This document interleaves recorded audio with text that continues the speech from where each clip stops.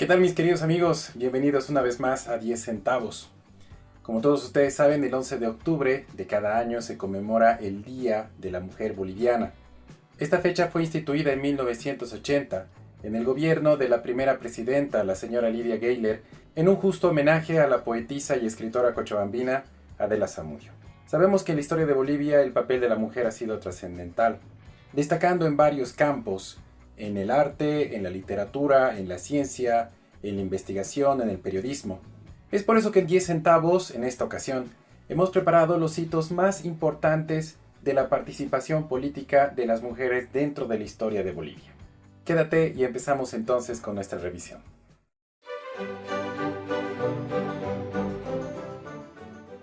La situación de la mujer durante el periodo colonial va variando según la separación de las distintas capas sociales.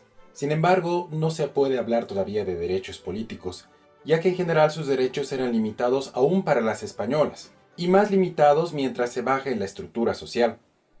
Con las rebeliones indígenas de Tupac Amaru, Tupac Katari y Tomás Katari, a fines del siglo XVIII, tanto en el Bajo Perú como en el Alto Perú, muchas mujeres no solamente acompañaron estas rebeliones, sino que fueron parte activa y tuvieron un rol protagónico, resaltando las figuras de Bartolina Sisa y Gregoria Pasa, esposa y hermana de Tupac Katari respectivamente, comandando directamente a los ejércitos indígenas en dicha rebelión.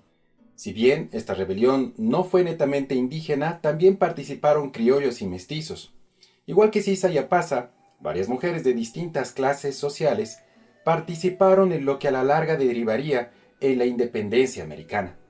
Precisamente en la Guerra de la Independencia también se tendrá episodios protagónicos, como por ejemplo las heroínas de la Coronilla, que el 27 de mayo de 1812 defendieron la ciudad de Cochabamba ante la arremetida de los ejércitos españoles comandados por José Manuel de Goyeneche. O también destaca la figura de Vicenta Juárez Dieguino, que tuvo una participación en la Rebelión de la Paz, o la más conocida por todos, Juana Zurduy de Padilla, guerrillera que asumió el mando de las fuerzas patriotas en Chuquisaca, organizando la guerrilla y llegando incluso a tener el grado de coronel del ejército argentino, como ellas muchas más, que forjaron el nacimiento de la futura República de Bolivia.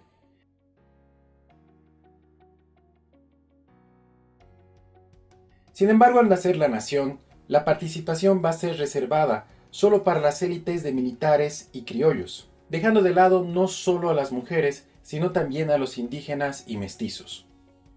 En las primeras constituciones, por ejemplo la Constitución de 1826, conocida como Constitución Bolivariana, la primera constitución que vamos a tener en nuestra historia, quedaba claro que el tema de la ciudadanía era reservada solamente como una cuestión masculina. Según Pilar Uriola Crespo, estudiosa de los derechos de las mujeres, a esa condición se sumaban otras más que restringían aún más el acceso de las mujeres al campo político, como saber leer y escribir, ser casada o mayor de edad y tener una profesión o trabajo para garantizarse un salario, y contribuyen a reforzar no solamente la marginación política, sino también una mínima, cuando no existente, libertad de acción en los campos social, económico y cultural, ya que la mujer estaba sometida al estricto control del padre, del marido y, lo que es peor, a una pesada estructura ideológica patriarcal avalada por una sociedad conservadora.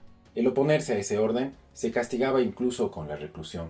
Esta falta de participación política hizo que se dedicaran sobre todo al campo económico o a las actividades económicas. Por otra parte, en el mundo indígena todavía permanecía la institución del cacicazgo.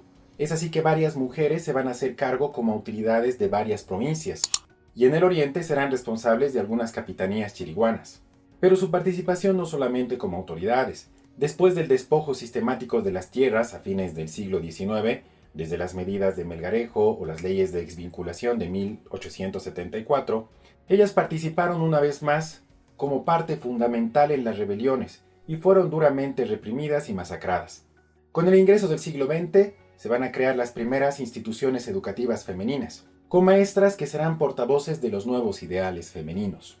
La educación y la formación como un camino hacia la emancipación. En los años 20 van a llegar de Europa varias corrientes ideológicas. Entre ellas resaltan dos, el anarquismo y el feminismo.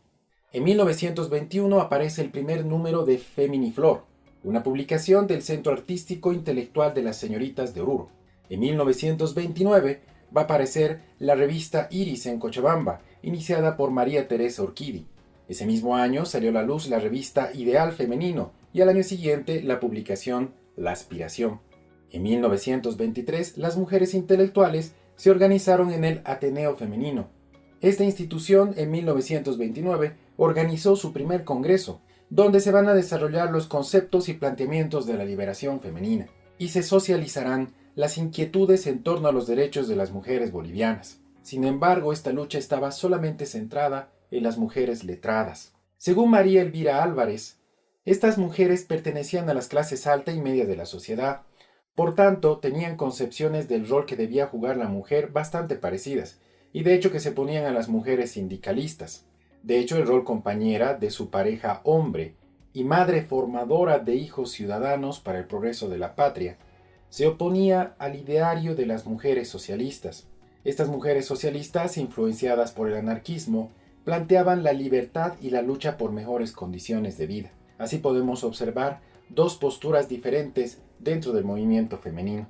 En 1927 se formó el Sindicato Femenino de Oficios Varios, como primera organización femenina de corte anarquista. Sindicatos que después de la Guerra del Chaco van a ir en aumento, separando su acción cada vez más de los sindicatos masculinos. No fue hasta 1945, en el gobierno de Gualberto Villarroel, que se aprobó la participación de las mujeres alfabetizadas en el marco de las elecciones municipales. Elecciones municipales que se van a llevar a cabo entre 1947 y 1949. Las mujeres votaron por primera vez en estas elecciones, aunque los políticos de esa época, políticos de la oligarquía, remarcaron que se trataba de una prueba para evaluar el criterio de las nuevas electoras. De 24 candidatas en 1947, 8 resultaron concejalas electas, y en 1949 fueron 9 de apenas 13 candidatas. Alcira Senzano, en Lagunillas, en la provincia cordillera de Santa Cruz, se convirtió en la primera mujer alcaldesa del departamento. Con el crecimiento del MNR en 1947, se creará el primer comando femenino oficial del movimiento nacionalista revolucionario. Este comando se denominó Las Barzolas, en honor a María Barzola, minera fallecida en la masacre de Catavi de 1942. En este comando se va a destacar figuras como por ejemplo Lidia Gayler, que posteriormente será presidenta de la República, o Emma Gutiérrez, que se convertirá en la primera diputada en 1956 tras la aprobación del voto universal. Con la llegada de la Revolución Nacional y la aprobación de varias medidas que van a cambiar la estructura del país, llegará el voto universal, y con él una amplia capa de la población será incluida en la participación política, tanto las mujeres como los indígenas y los pobres. En ese marco es que precisamente será elegida Emma Gutiérrez como diputada. Tuvieron que pasar 131 años para que tengamos nuestra primera legisladora en el país. El proceso avanzaba. Además de los sindicatos urbanos, el movimiento femenino exigía cada vez más espacios de participación política. Por un lado emergen comités femeninos en los centros mineros y por el otro comités cívicos en el oriente boliviano. En 1969, durante el gobierno de Luis Adolfo Siles Salinas, Alcira Espinosa será parte del Poder Ejecutivo, siendo la primera ministra, designada el 5 de mayo como ministra de Trabajo. En 1978 se va a marcar otro hito importante. Domitila Chungara, que había organizado una huelga contra la dictadura de Banzer, se convertirá en la primera candidata a vicepresidente en postularse por el Frente Revolucionario de Izquierda. Después de ella, 17 candidatas más se postularán a este cargo.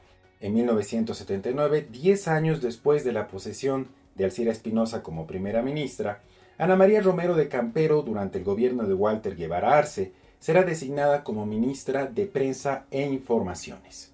En 1979, la presidenta de la Cámara de Diputados, la señora Lidia Gayler Tejada, se convertirá en presidenta de la República, marcando así uno de los hitos más importantes dentro de la representación política femenina.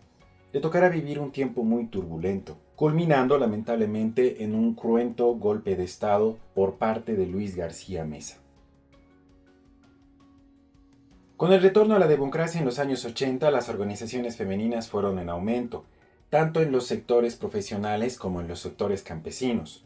En 1989, Remedios Loza, de origen aymara, Será la primera diputada de Boyera en el Parlamento, representando al partido populista CONDEPA, que significa Conciencia de Patria.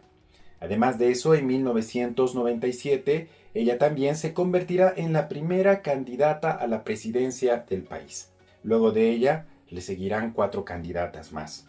En 1997, con la Ley 1779, conocida como la Ley de Cuotas, se establece la obligatoriedad para que los partidos políticos tengan que incorporar en sus listas como candidatas a mujeres en un mínimo del 30% de participación. Esto representa un significativo avance hacia la paridad de la representación política. El 2010, con la Ley 026 del régimen electoral, se establece la paridad en la lista de candidatos. El 2014, la nueva gestión gubernamental comenzó con un 50.7% de presencia femenina en la Cámara Baja y 44% en la Cámara Alta.